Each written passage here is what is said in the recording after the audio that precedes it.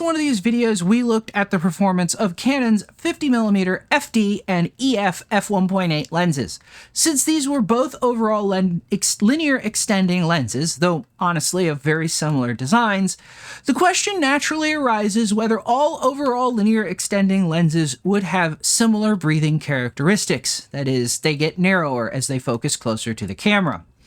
With one more such lens in my collection, Canon's EF 40mm f2.8 STM Pancake lens, I put that through its tests to see what would happen. What's up everybody, I'm Jason, and welcome back to this mini-series looking at breathing on several of Canon's lenses. In this video, we are looking at the EF 40mm f2.8 STM Pancake lens, and the question as to whether all the overall characteristics of overall linear extending focusing lenses like this one are similar. Now, if you're new to all of this, you might be wondering, what the heck is breathing? What is this guy going on about? Why is he saying my lens is breathing?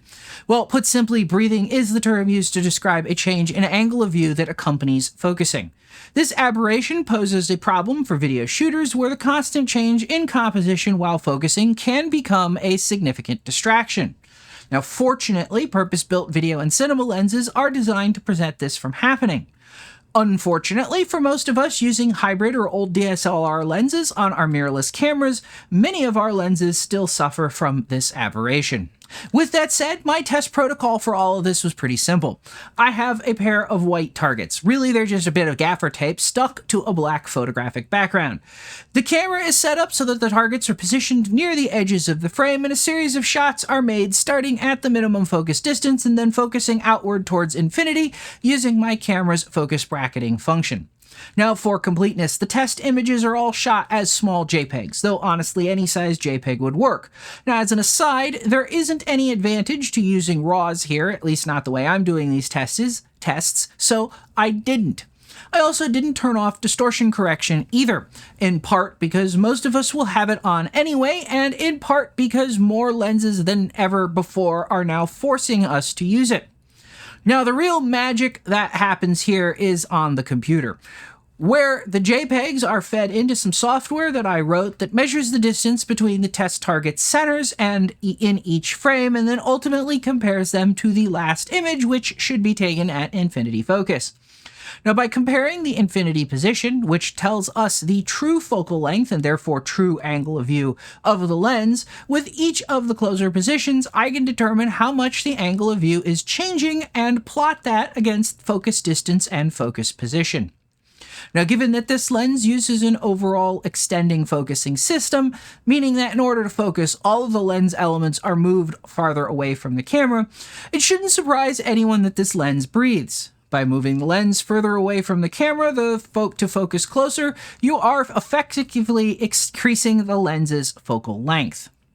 Now, theory tells us that we should see the angle of view narrow for this kind of lens as the lens is focused towards its minimum focusing distance, and in fact, that's what we see. At the minimum focusing distance of 0.98 feet or 0.3 meters, the lens presents an angle of view almost 15% narrower than it does at infinity focus.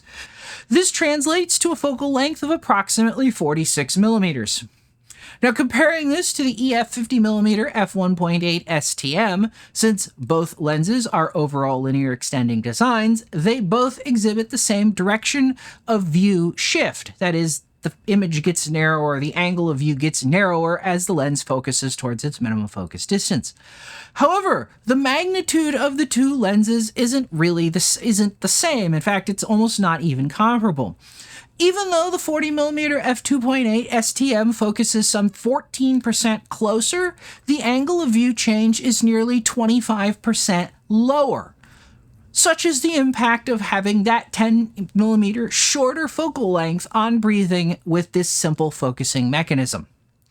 Now, of course, if you spend some time looking at the optical engineering behind these lenses, then this is all what you should have expected. The real complexity and divergent behaviors aren't in simple linear extending designs like these lenses.